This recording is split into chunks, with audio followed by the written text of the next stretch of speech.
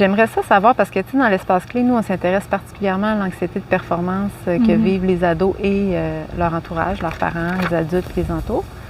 Comment ça se vit pour toi, l'anxiété de performance, autant pour toi que pour ce que tu observes chez ta fille? OK. Bien, en fait, moi, ce que j'ai découvert, finalement, c'est que ma fille, c'est le miroir de moi-même, là, à travers, justement, cette expérience-là qui est autant confrontante, mais je trouve que c'est à travers les épreuves qu'on apprend davantage à se connaître et à connaître nos enfants. Puis, je pense que les épreuves, ou du moins les défis de l'adolescence, c'est là où j'apprends davantage à connaître ma fille. En fait, je pense que j'ai jamais autant appris à la connaître. Puis, je pense qu'on est à la base deux personnes très performantes, là, qui ont toujours eu beaucoup de facilité dans tout ce qu'on entreprend. Quand même du talent brut dans plusieurs choses. Le défi, je pense, quand tu es performant, c'est la persévérance. En fait, du moins, quand... en fait, c'est que l'anxiété de performance, hein, ça a comme un paradoxe, là, finalement. Là. Souvent, on associe le résultat à sa valeur personnelle. C'est beaucoup ça, hein, être performant, bien, c'est quoi? C'est qu'on l'associe à un résultat, à un idéal de résultat.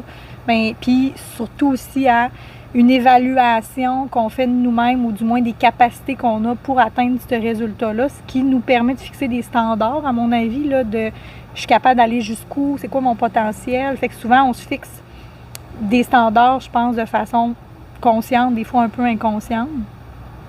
Puis quand on n'atteint pas ces standards-là, ou du moins on se met de la pression, bien, c'est là où ça peut générer de l'anxiété dans un contexte X. Je pense que quand, tu sais, de mon côté à moi, en tout cas, là, le résultat associé à la valeur personnelle, je pense que c'est ce qu'il y a de pire, ce qu'il y a de plus anxiogène, ce qu'il y a de plus confrontant pour quelqu'un, parce que quand on ne réussit pas comme on le souhaite, à la hauteur de ce qu'on souhaite, on est très déçu. Puis quand on a de la facilité, puis on a toujours réussi, ou du moins performé, là, à une certaine hauteur, bien, c'est comme si on n'avait jamais eu à faire face à des difficultés. Puis moi, ça, la notion de défi, difficulté, persévérance face à l'effort, bien, c'est quelque chose de très difficile. Puis je pense que dans notre société, on a une vision très dichotomique, puis même moi, puis je trouve que c'est pas quelque chose de facile à faire, même si je le sais, on inculque beaucoup la notion de bon, pas bon, bon, mauvais. Puis je trouve que ça inculque une vision dichotomique de c'est soit que je suis bon ou soit que je suis pas bon. Mais c'est comme si entre les deux, il n'y a rien qui existe. Il n'y a comme pas de nuance. Alors qu'il y a une nuance très importante, puis il y a toute la notion d'effort qui est indispensable, qui est cruciale, qui est souvent peu apprise par des gens qui ont toujours performé. En tout cas, du moins, là, moi, je parle vraiment de mon expérience à moi. C'est comme si le cerveau n'a jamais appris à faire des efforts, à être valorisé par l'effort, mais plutôt valorisé par le résultat. Fait qu'à partir du moment où on n'atteint pas le résultat souhaité, puis il faut qu'on se mette à faire des efforts, mais c'est comme si, pour nous, on n'était pas bon. C'est comme si, quand on fait des efforts, ça veut dire qu'on n'est pas bon, alors que, je veux dire, c'est deux notions complètement différentes, à l'inverse, tu sais. Puis, c'est drôle, je me suis fait la réflexion l'autre fois parce que, tu sais, ma fille est très exigeante, très performante, puis quand elle vit une difficulté, bien, c'est soit qu'elle auto-sabote, soit qu'elle, probablement par protection, à défaut de dire, bien, si je fais pas d'effort, ils pourront pas dire que je suis pas bonne parce que j'aurais pas fait d'effort, fait que je préfère pas faire d'effort pour être sûre qu'on n'associe pas ça à je suis pas bonne. Tu sais, tu comprends? Je sais pas si je m'exprime bien. Oui, tout à fait.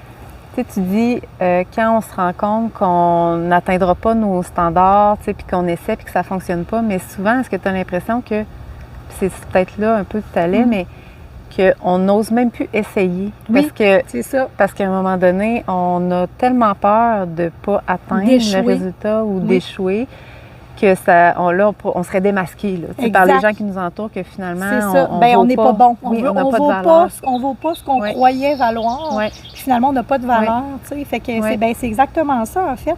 Puis ce que j'essaie beaucoup d'inculquer, puis c'est drôle parce que c'est vraiment des messages que j'essaie d'envoyer à ma fille, essayer de confronter, du moins de faire voir l'ambivalence derrière t'es exigeante, tu veux performer, mais en même temps, quand tu vis une difficulté, tu fais pas d'effort. Fait que comment tu peux t'améliorer, comment tu peux, face à une difficulté, performer puis réussir, si tu fais pas d'efforts, tu sais, j'essaie comme de voir un peu, d'y faire voir un peu l'ambivalence entre...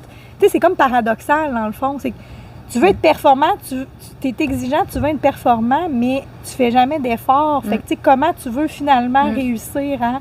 Fait que, tu sais, c'est une notion hyper importante, mais oui, tu sais, je pense que ce que tu dis, c'est par peur c'est par peur de paraître faible. C'est que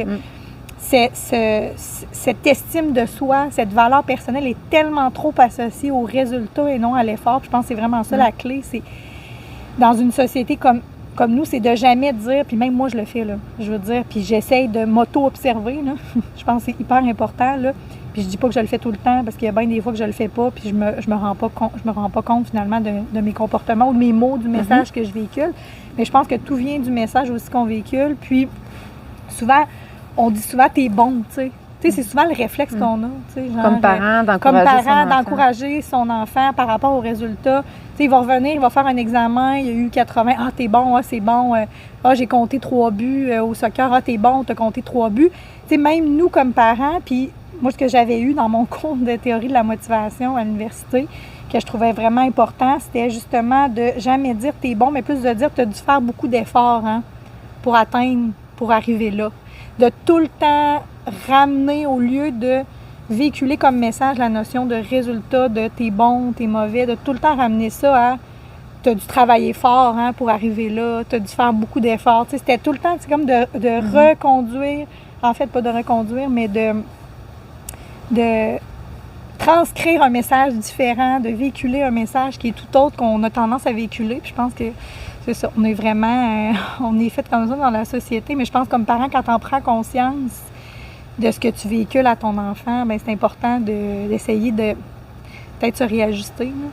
D'avoir finalement des discours avec nos enfants puis avec nous-mêmes qui valorisent l'effort, l'expérience, le processus qui mène à un résultat finalement. Exact.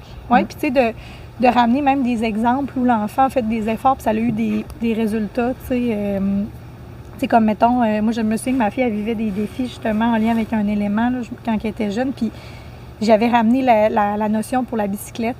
Je me souviens, j'avais dit, tu te souviens-tu quand tu as fait de la bicyclette, quand tu as appris à faire de la bicyclette, bien, du jour au lendemain, tu n'es pas monté sur la bicyclette. Tu sais, je veux dire, il a fallu que tu commences par un vélo à 4 roues. Après ça, il a fallu que tranquillement, que maman te tienne, puis finalement, tu as réussi à faire. J'ai dit, tu sais, tout demande de l'effort. Fait que, tu sais, j'essayais, comme, en fait, elle était très jeune, j'essaie de ramener ce que je disais à une expérience vécue où elle a eu à faire un effort, puis où ça l'a mené à des résultats concluants, finalement. Fait que j'ai essayé de faire le parallèle avec ces éléments-là.